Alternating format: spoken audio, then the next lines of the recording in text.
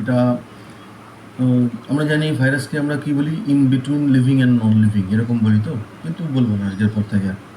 কারণ in between টিটুইনের ব্যাপার থাকছে না।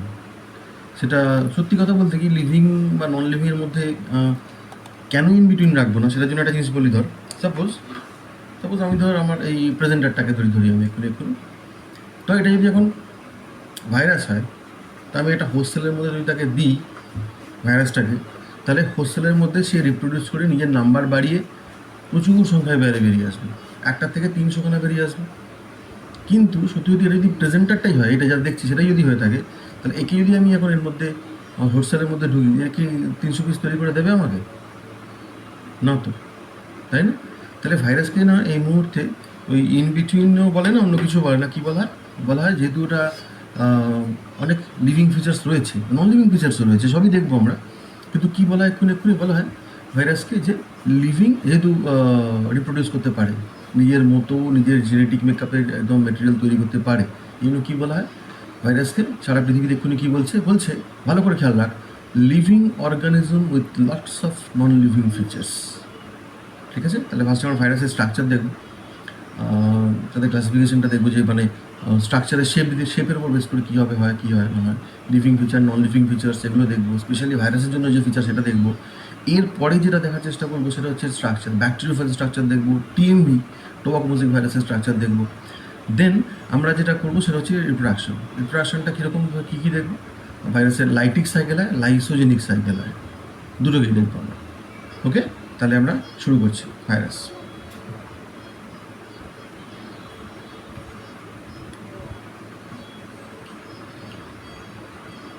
ফার্স্টে নেম অ্যান্ড অরিজিন, তাতে কী বলছে, the nature and origin of viruses is still not clear. সত্যি ভাই, এটা এমন একটা অদ্ভুত গ্রুপ, এখানে ধোঁয়াশা তো থাকবেই, because it is not easy to define them within the accepted framework of living or non living. স্বাভাবিক না? এই জন্য কী বলা হচ্ছে, ভাইরাস কী বলবো, living organism with lots of non living feature. এটা মনে রাখিস ভাই, এক্ষুনি সারা পৃথিবীতে এইভাবে ভাইরাসে কিন্তু চেনা হচ্ছে। ওকে, আচ্ছা। নেক্সট, ভাইরাসের লিভিং ফিচার্স নিয়ে একটু কথাবার্তা বলি। যেমন ধর, 1 নম্বর কী বলছে, এরা হোস্টেলের মধ্যে গ্রোথ শুরু করছে। মানে নর্মালি যে সবগুলোকে আমরা লিভিং ফিচার্স হিসেবে জানি আর কি, এদের মিউটেশন হয়, এটা একটা, যেটা এক্ষুনি কোভিড মানে হাড়ে হাড়ে বোঝাচ্ছে আমাদের। They can be transmitted from disease host to the healthy ones. একটা ডিজিজ হলে তার থেকে হেলদি মানুষে চলে যাচ্ছে, কোভিড আবারও এমন দুর্ধর্ষ হয়, বুঝতে পারছি আমরা। They have genetic material, DNA or RNA. কখনো দুটো একসাথে নয়, ডিএনএ থাকতে পারে, নয়তো আরএনএ থাকতে পারে। They are capable to multiply number at the same genetic type. এটা একটা, যেমন ধর মানুষের বাচ্চা মানুষ হবে, খরগোশের বাচ্চা খরগোশ হবে, তাই না? কি যখনই ভাইরাসের বাচ্চা ভাইরাসই হতে হবে, তাই তো? এই জন্য সেম জেনেটিক টাইপের কথা বলা হচ্ছে। They have the ability to infect, সেইভাবে ইনফেকশনের একটা চান্স রয়েছে। এগুলো ছিল ভাইরাসের লিভিং ফিচার্স। আর কি বলছে, similarity between nucleoproteins of viruses with the proteins and nucleic acids of the living organisms. ভাইরাসের মধ্যে একটা নিউক্লিওপ্রোটিনের স্ট্রাকচার, তার যে বাকি সমস্ত কিছু, তার সিমিলারিটিটা, এটা কিন্তু লিভিং অর্গানিজমের যে প্রোটিন আর নিউক্লিক অ্যাসিড তার সাথে কিন্তু সিমিলার, ভীষণভাবে সিমিলার। তাহলে নন লিভিং ফিচার্স দেখি। প্রথমটাই দারুণ, এদের ক্রিস্টালাইজ করা যায়। একে দিয়ে কিন্তু কোশ্চেন হয় প্রচুর, এর নাম দিয়ে। They can be crystallized. খেয়াল রাখ, তোর আমার ক্রিস্টাল ফর্ম করা যাবে না, আমরা সব চিনির মতো, মিশরির টুকরোর মতো হয়ে গেলাম, পসিবল না তো, কিন্তু এখানে possible. They inert outside the house, হোস্টেলের বাইরে কিচ্ছু নেই, একদম ইনার্ট। আ সেল ওয়াল আর cell membrane of any type is absent in virus, নেই। They do not respire or excrete, মানে লাইফ প্রসেস নেই। যে সেডিমেন্টেশন যেটা, সেটা according to the molecular weight is like that of non living. Non লিভিংয়ের সাথে একসাথে সেডিমেন্টেশন হয় যখন আমরা ওই সেল ফ্র্যাকশনেশনে যাই। কোনো রকমের এনার্জি তৈরি করার মতো যে এনজাইম সিস্টেম, সেরকম কিচ্ছু নেই এর মধ্যে, মানে মাইটোকন্ড্রিয়া যে কাজটা করে থাকে। আচ্ছা, আর একটা দেখাবো যেটা হচ্ছে শুধুমাত্র ভাইরাস থাকে, অন্য কারোর মধ্যে থাকে না, না লিভিং না নন লিভিং, এরকম একটা ব্যাপার, শুধুমাত্র ভাইরাস থাকে একটা। কী বলছে, only one type of DNA or RNA, capacity to reproduce from their sole nucleic acid, নিজের নিউক্লিক অ্যাসিড থেকেই রিপ্রোডিউস করে দিতে পারে, যেটা আর কোনো ক্ষমতায় নেই। এদের ভিরিয়ন যারা, মানে একটা ছোটো ভাইরাস, তারা কিন্তু বাইনারি ফিশন পারে না। এরা হোস্ট সেলের রাইবোজোমটাকে ইউজ করতে পারে, হয় যে হোস্ট সেলের মধ্যে ঢুকে তার রাইবোজোমটাকে ইউজ করে নেবে, মারাত্মক ক্যারেক্টার এটা। এগুলো ছিল ভাইরাস, শুধু যেগুলো ভাইরাস নিজেরা এই ক্যারেক্টারগুলোকে শো করে। তাহলে স্ট্রাকচারে ঢুকেছি আমরা। স্ট্রাকচারের মধ্যে এটা চারটে মর্ফোলজিক্যাল টাইপকে দেখবো আমরা। একটাকে বলা হচ্ছে ইকোসাহেড্রাল। এই ইকোসাহেড্রালটা কীরকম? An icosahedron is a regular polyhedron with 20 equilateral triangular faces and 12 vertices. Generally, this capsid appears spherical under the electron microscope. Electron microscope is spherical aspect. Example there are কোনটা adenovirus, কোনটা poliovirus, picornavirus, 5X174 virus, এগুলো সব example দেওয়া রইল। এটা বলের মতো আসবে, রিং মানে গোল লাগবে দেখতে মাইক্রোস্কোপে যখন দেখবো আমরা। দেন একটা কীরকম বলছে, আদার ক্যাপসিডস আর হেলিক্যাল অ্যান্ড সেট হলো প্রোটিন সিলিন্ডার, মানে একদম টিউবের মতো লাগবে। নামটা দেখো টিউবিউলো ভাইরাস, এটা টিএমবি যেমন হয়। আরেকটা কি বলছে যে many viruses have an envelope extra outer membranous layer. এটা সুবিধা কী বলতো, এরা মানে কোভিড যেমন ইনফ্লুয়েঞ্জা ভাইরাস টাইপের, কোভিড ভাইরাস যেরকম, এর বাইরে মেমব্রেন থাকাতে কি হিউম্যান সেলের মধ্যে পেনিট্রেশনটা খুব সুবিধা হয়, খুব সহজে ঢুকতে পারে। এক্সাম্পল প্যারামেক্সো ভাইরাস, হার্পিস ভাইরাস, এগুলো দেওয়া হয়েছে। এই যে এক্সাম্পল, বাইরে মেমব্রেন স্ট্রাকচার আছে, কি মেমব্রেনটার কথা বলা হচ্ছে সেটা হচ্ছে এইটা। ওকে, এই জন্য এটা ধরতে সুবিধা হয়।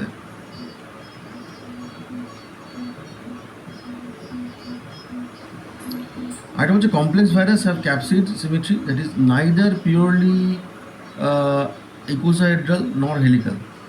টেইল সেল সব আছে, দেখ এদিকটা হচ্ছে স্ফেরিক্যাল, এইটা হচ্ছে টিউবিউলো, দুটো কম্বিনেশন দেখ। তাহলে ইকোসাহেড্রাল যেটা ছিল সেইটা এখানে এক নম্বর যেটা দেখেছি, এটা টিউবিউলো, দুটো কম্বিনেশন আছে দেখ এখানে। এটা কোলিফাস দেখাচ্ছে, ব্যাকটেরিওফাস বলে যেটাকে আমরা চিনি, সেই জিনিসটা যা প্রপার হেলিক্যাল নয়, ইকোসাহেড্রালও নয়।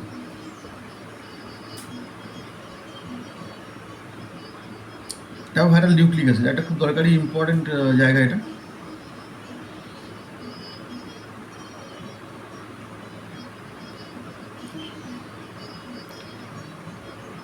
ডিএনএ এসএস মানে সিঙ্গেল স্ট্যান্ডার্ড, ঠিক আছে, এটা হচ্ছে সিঙ্গেল স্ট্যান্ডার্ড, আর ডিএস বলে ডাবল স্ট্যান্ডার্ড বলবো। Single standard nucleic acid DNA, SS DNA বলবো। লিনিয়ার হলে পারভো ভাইরাস, আর সার্কুলার হলে 5X174 ভাইরাস। ডাবল স্ট্যান্ডার্ড এটা double. Linear herpes virus, adeno virus, lambda phage, bacteriophage, polyphage, smallpox, polio virus, এরা সব। RNA ফাসে হচ্ছে সিঙ্গেল স্ট্যান্ডার্ড, লিনিয়ার আর লিনিয়ার সেগমেন্টেড। লিনিয়ার মধ্যে পিকর্না ভাইরাস পড়বে, টিএমবি পড়বে, ঠিক আছে। আবার র্যাবডো ভাইরাস রেবিসের জন্য, যেটা মামসের মিজেসের জন্য ভাইরাস পড়বে এখানে। লিনিয়ার সেগমেন্টেড হলে এই ইনফ্লুয়েঞ্জা ভাইরাসটা লিনিয়ার বাট সেগমেন্টেড, ইলেকট্রোভাইরাস যেমন এইচআইভি যেটা পড়ে। আর যদি ডাবল স্ট্যান্ডার্ড দেখি, লিনিয়ার সেগমেন্টেড, ইও ভাইরাস, মুন ভাইরাস, এগুলো সব করছে। আর একটা ছোট্ট ইনফরমেশন যেটা, সেটা হচ্ছে স্মলেস্ট জিনোম MS2 আর কিউবিটা ভাইরাস, এরা খুব ছোট হয়, খুব কম জিন থাকে, আর ম্যাক্সিমাম 3 থেকে 4টে প্রোটিনের জন্য। আর যদি বড় দেখি আমি, ব্যাকটেরিওফাজ, হার্পিস ভাইরাস, ভ্যাকসিনের ভাইরাস, এরা কিন্তু বিশাল, মোর দ্যান 100 প্রোটিনস, মানে এত অনেক বড় জিন থাকে তাদের মধ্যে। তাহলে আমরা ভাইরাসের স্ট্রাকচারের মধ্যে ঢোকার চেষ্টা করবো এবার। প্রথম কথা হচ্ছে ব্যাকটেরিওফাজ। ব্যাকটেরিওফাজ যেটা, এটা ব্যাকটেরিওফাজটার নাম এরকম কেন? এটা হলো ব্যাকটেরিয়া। মরফোলজিতে একটা হেড পাবি, একটা টেইল পাবি, কলার পাবি। আমি যদি ছবিটা দেখি এরকম ছবি, ঠিক আছে। মাথাপাটি যে হেক্সাগোনাল হেড আছে দেখতে পাচ্ছি আমরা, তাই তো, হেক্সাগোনাল হেড, এই জায়গাটা হেড, এখানে কলার দেখতে পাচ্ছি, এখানে কী পাচ্ছি, এটা এখানে একটা সেন্ট্রাল কোর দেখতে পাচ্ছি, তাই তো। কোরের বাইরে প্রোটিন শিট দেখতে পাচ্ছি। প্রোটিন শিটের মধ্যে একটা দরকারি কথা বলেছে, সেটা কি? সেটা হচ্ছে 24টা রিং থাকে। আমি তাকে দেখাচ্ছি একটু এটা ব্যাপারটা। লাস্টে একটা এন্ড প্লেটের কথা বলা হচ্ছে। এন্ড প্লেটের মধ্যে কটা থাকছে? এন্ড প্লেটের মধ্যে থাকছে হুক থাকছে। কটা হুক থাকে? 6টা হুক থাকে, 4টে দেখতে পাচ্ছি কেন? সেকশন বলে। আর টেল ফাইবার থাকছে। আর এখানে একটা চ্যানেলটা এইখান থেকে এতটা কিন্তু পুরো ক্লিয়ার, হ্যাঁ, পুরো টানা, কারণ ডিএনএটা এখান থেকে এরা ইনজেক্ট করে দেয়। পুরো একটা কভার করা থাকবে। এবার এই যে 24টা রিংয়ের কথা বলা হয়েছে না, এই 24টা রিংয়ের গল্পটা একটু শুনি আমরা ভালো করে, এটা কী ঠিক কেমন করে হয়। আচ্ছা, 24টা রিং, আচ্ছা এটা একটা কাজ করি, আমরা যখন রিপ্রোডাকশনটা দেখবো তখন তোকে 24টা রিংটার কাজটা সুবিধাটা তোকে দেখাচ্ছি। কিন্তু 24টা স্পাইরাল থাকে একদম, ঠিক আছে, এটা একটা বিরাট সুবিধা আছে।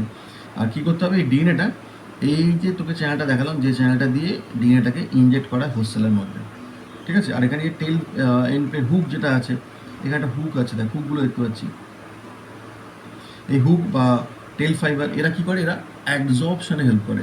অ্যাডজর্পশন, এডি, অ্যাডজর্পশন মানে হচ্ছে কি, অ্যাডজর্পশন মানে হচ্ছে অ্যাটাচমেন্ট, স্পেসিফিক সাইটে গিয়ে অ্যাটাচ করে যাওয়া, এটা অ্যাডজর্পশন বলেছে, অ্যাডজর্পশন হেল্প করলো এরা। আর প্রোটিন সাথে স্কুইজ করে দিয়ে কী করবে, এই যে যেটাকে কোর বলা হচ্ছে, কোর একটা হলো টিউব, সেটাকে ইনজেক্ট করে ভেতরে কার মধ্যে, হোস্ট সেলের, মানে ব্যাকটেরিয়া সেলের যে সেল ওয়াল তার মধ্যে দিয়ে। আর এই ডিএনএটাকে, এখানকার ডিএনএটাকে কী করে, ওটা ইনজেক্ট করে দেয় ভেতরে। আর এই ডিএনএটা ভেতরে ঢুকে কী করে, ডিএনএটা ভেতরে ঢুকে ব্যাকটেরিয়ার পুরো সিস্টেমটাকে হাইজ্যাক করে নেয় নিজের মধ্যে, আর হাইজ্যাক করে পুরো কন্ট্রোল করে। প্রায় 22 মিনিটের মধ্যে, জাস্ট 22 মিনিটসের মধ্যে প্রায় 300 এরকম ভেরিয়েন্ট তৈরি করে বেরিয়ে যাবে। সেই সাইকেলটা দেখবো আমরা, তবে তার আগে একটা কিছু দেখে নিই একটু। ওটার ইনফরমেশন দিয়ে রাখি যে এই ব্যাকটেরিওফাজের মধ্যে এই ডাবল স্ট্যান্ডার্ড ডিএনএ থাকা ছাড়াও আরেকটা জিনিস আছে এখানে, সেটা খেয়াল রাখবি কি, এই ডিএনএর মধ্যে না, এখানে নর্মাল সাইটোসিনের যা বদলে কী থাকে, হাইড্রক্সিমিথাইল সাইটোসিন। এই হাইড্রক্সিমিথাইল সাইটোসিনটা আছে এখানে, একটা সুবিধা আছে, এই হাইড্রক্সিমিথাইল সাইটোসিন, এই জন্য এটা এখানে নর্মাল সাইটোসিন, এটা হাইড্রক্সিমিথাইল সাইটোসিন। সুবিধা হচ্ছে কি, এ থাকলে একটু বেশি প্রোটেক্টিভ হয়, অন্য এনজাইমের কাজের থেকে একে বাঁচিয়ে দেয় এই হাইড্রক্সিমিথাইল সাইটোসিন থাকলে। আচ্ছা, আর এখানে সেই কথাগুলো বলা হয়েছে ব্যাকটেরিওফাজের, যে কথাগুলো একটু আগে যে অ্যাডজর্পশনের কথাটা আমি বলছিলাম, এই সে অ্যাডজর্পশনে হেল্প করে টেল ফাইবার্স, হুক, এরা সব সেই জায়গাটার কথা বলা হচ্ছে। আমরা এ দেখ, যখন তৈরি হয় সব আলাদা করে থাকে, হেড আলাদা হলো, এটা সেই কলার,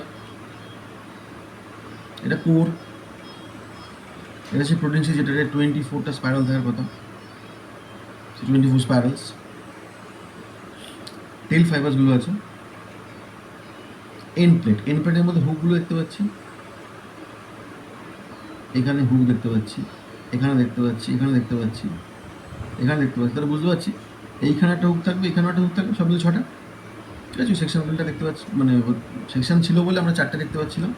আর এই যে পোর্টটা দেখতে পাচ্ছেন, এই পোর্টটা কি ছিল, যেখান থেকে ওই ডিএনএটা হোস্টেলের মধ্যে ইনজেক্ট করে দেয়, সেই পোর্টটা, এই কোর দিয়ে, কোরে এখানে যে পোর্টটা আছে, এই সেই জায়গাটা।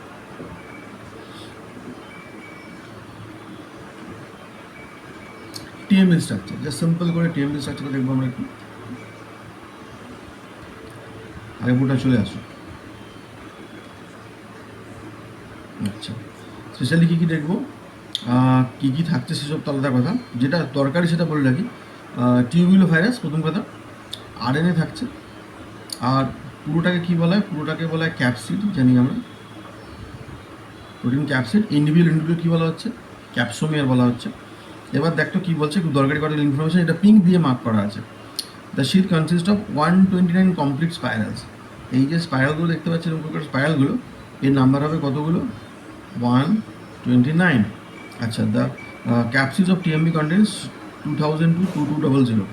প্রোটিন সাবইউনিটস অফ ক্যাপসোমিয়ার, ক্যাপসোমিয়ারের নাম্বার যেটা, সেই নাম্বারটা কী বলছে, 2000 থেকে 2200, তাই তো।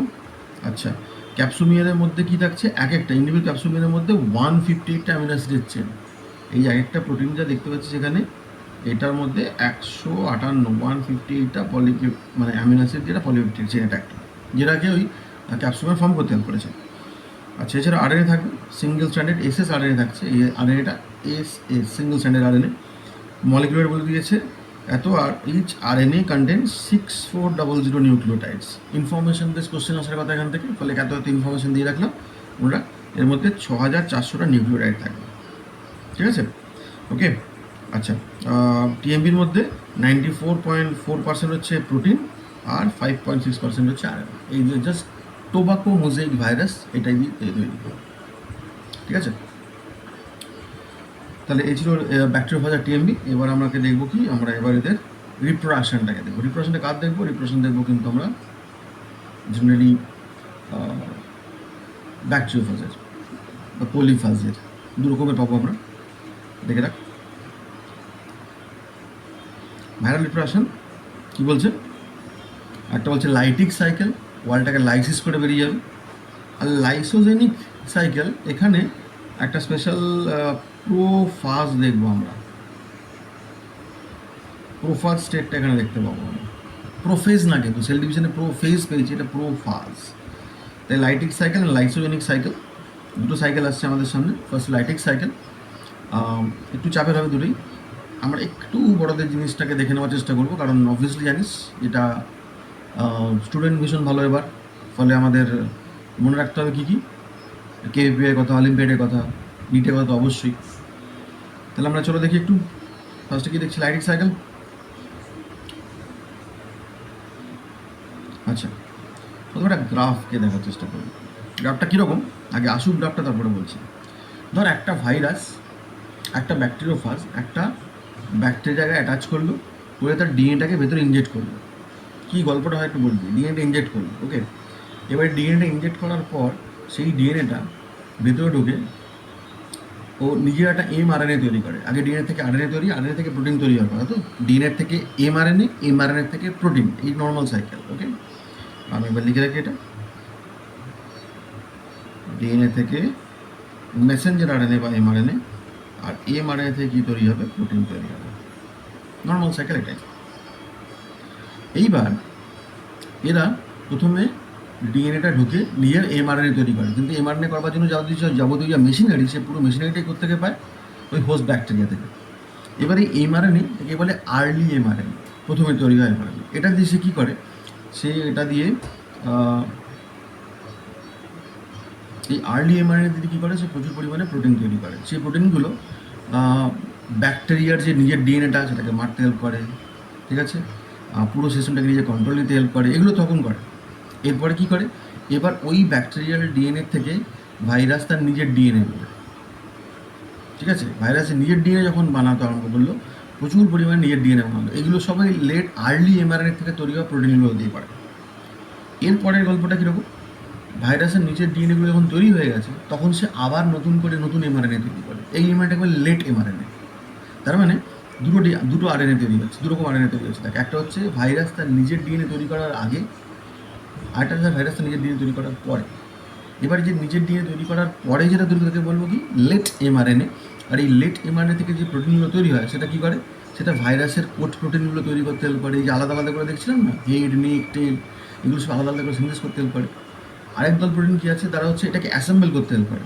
যে হেডটা খুলবে, হেডের মধ্যে নিউক্লিক অ্যাসিড ঢোকানো হবে, কলার ফিট হবে, কোর ফিট হবে, তারপর স্পাইরাল শিটটা ফিট হবে, এন্ড প্লেটটা ফিট হবে, হুকগুলো লাগবে, টোটাল ফাইবারগুলো লেগে নতুন ভেরিয়েন্টগুলো তৈরি হবে।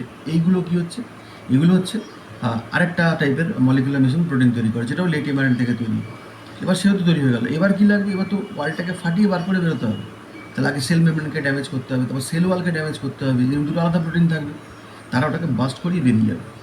ফলে লেট এমআরএনএ থেকে 3 ক্যাটাগরি প্রোটিন তৈরি হবে। তাহলে আরেকবার ক্লিয়ার করে দিই। প্রথমে আর্লি এমআরএনএ তৈরি হচ্ছে যে ভাইরাস প্রথম যে ব্যাকটেরিয়াফাজ তার ডিএনএটা যেটা দিল তার থেকে। এই আর্লি এমআরএনএ কী করবে? আর্লি এমআরএনএ থেকে তৈরি হওয়া প্রোটিনগুলো ভাইরাস ব্যাকটেরিয়া ডিএনএটাকে মারবে, তার থেকে ভাইরাসের নতুন ডিএনএ তৈরি করবে। মানে আমার একটা পুরোনো বাড়িকে ভেঙে যে ইটগুলো পেলাম, সেই ইটগুলো দিয়ে নতুন বাড়ি তৈরি করলাম, এই টাইপের আর কি। ওখান থেকে যে নিউক্লিয়েটগুলো ভেঙে ভেঙে বেরোলো, সেগুলো দিয়েই ভাইরাসটা নিজের ডিএনএ ফর্ম করলো। মানে ব্যাকটেরিয়া থেকে ভাইরাস ডিএনএ অনেক ছোটো হওয়ার কথা, তৈরি হলো, অনেক তৈরি হলো সংখ্যায়। তারপরে তৈরি হলো কি? এবার যে এমআরএনএ তৈরি হলো তার নাম লেট এমআরএনএ। এই লেট এমআরএনএ ভাইরাস কী করবে? ভাইরাস তো কোড প্রোটিন তৈরি হয়নি। লেট এমআরএনএ থেকে ভাইরাসের কোড প্রোটিন তৈরি হবে, হেড, নেক, টেল, এগুলো সব আলাদা করে একটা অ্যাসেম্বল করার মলিকুলার মেশিন তৈরি করতে হবে। সেই মেশিনটা তৈরি হবে। আর কি তৈরি হবে? যারা ওই ব্যাকটেরিয়া ওয়ালটাকে ফাটিয়ে ছিঁড়ে ভেঙে বার করে দিতে হেল্প করবে, তাদের তৈরি করা হবে। এত কিছু তৈরি করা হবে, ওকে। তাই সেই আর্লি লেট এমআরএনএ ব্যাপারটাই খেয়াল করতো। ধর একটা, ভালো করে খেয়াল করে, এটা ধর একটা ভাইরাস, একটা ব্যাকটেরিওফাজ একটা ব্যাকটেরিয়ার মধ্যে জাস্ট বসলো, সে অ্যাটাচ করলো, অ্যাডজর্পশন, তার ডিএনএ ইনজেক্ট করলো।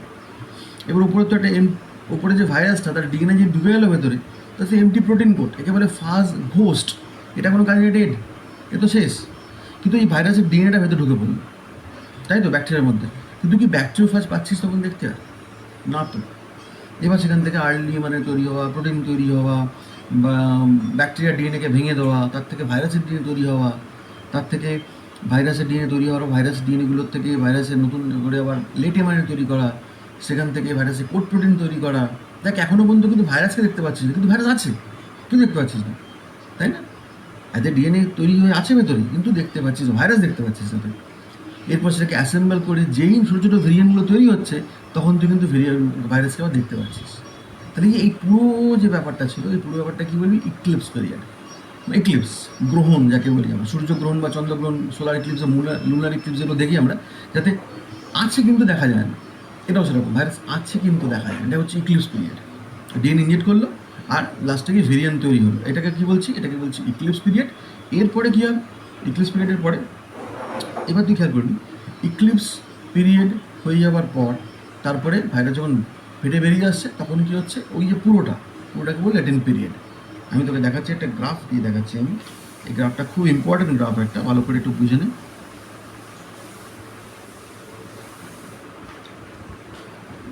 তোর এক্ষুনি একটা লাইন চলছে, দেখ একটা টাইম, তার সাথে ফার্স্ট কাউন্ট বাড়ছে না কমছে। একটা ফার্স্ট দিয়ে শুরু করেছিলাম বলে ফার্স্ট কাউন্ট একটু উপরে এরকম জায়গায় রাখা হয়েছে, দেখ, ঠিক আছে? এই জায়গাটা রাখা হয়েছে, এখানে একটা ফার্স্ট দিয়েছিলাম বলে।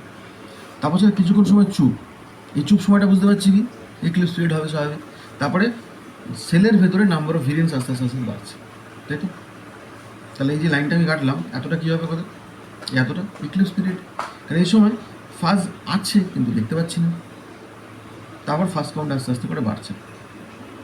এটা কি রেড ডটটা কি? আচ্ছা, এখানে তুই দেখে নেবে, ব্লু লাইন দিয়ে বলছে কি represents the total number of complete variant, যেটা সেলের ভেতরে আছে। এবার যেটা সেলের ভেতরে আছে সেটা যদি একটু বাদে সেল ফাটিয়ে বেরিয়ে যাবে, তাই না? রেড রেড লাইনটা কি? Number of free viruses. মানে ব্লুটা ছিল যে ভাইরাসগুলো ভেতরে তৈরি হয়েছে, আর রেড হচ্ছে সেই ভাইরাসগুলো যেগুলো বেরিয়ে যাচ্ছে। তার মানে এইখানে কী হচ্ছে দেখছি, রাপচার করে বেরিয়ে যাচ্ছে সেল ওয়ালটা। তাই এখানে টাইম আছে একটা, এখানে সব শুধু 22 মিনিটের গল্প, আর এখানে সম্ভবত যা মনে পড়ছে এখানে 15 মিনিটসের একটা গল্প, 7 মিনিটের মধ্যে ফাটিয়ে বেরিয়ে যায়। তাহলে ল্যাটেন্ট পিরিয়ড কতটাকে বলবো? এতটাকে বলবো ল্যাটেন্ট পিরিয়ড, যতক্ষণটা ফেটে বেরিয়ে যাচ্ছে। আর রাইস পিরিয়ড কোটা হু করে যে বাড়ছে, ওটা রাইস পিরিয়ড বলা হয়, আর টোটালটাকে বার্স্ট সাইজ বলা হচ্ছে। তাহলে ল্যাটেন্ট পিরিয়ডের মধ্যে, ল্যাটেন্ট পিরিয়ড কতটা? যখন সেলের বাইরে আবার নতুন ভাইরাস বেরিয়ে আসছে, ফ্রি ভাইরাস, ততক্ষণ হচ্ছে ল্যাটেন্ট পিরিয়ড, একবার ইনজেক্ট করার পর থেকে। আর তার মধ্যে যতক্ষণ চুপ করে সেলের মধ্যে ঢুকে রয়েছে, দেখা যাচ্ছে না, শোনা যাচ্ছে না, বুঝতে পারা যাচ্ছে না, তখন সেটাকে বলবো ইক্লিপস পিরিয়ড, ঠিক আছে? এতক্ষণ এখানে কিন্তু ওকে দেখা যায় না, তারপর থেকে আস্তে আস্তে বাড়তে থাকে। জাস্ট মনে রাখে, তুই এবার যখন সাইকেলটা দেখবো তখন তুই ভালো করে বুঝতে পারবে।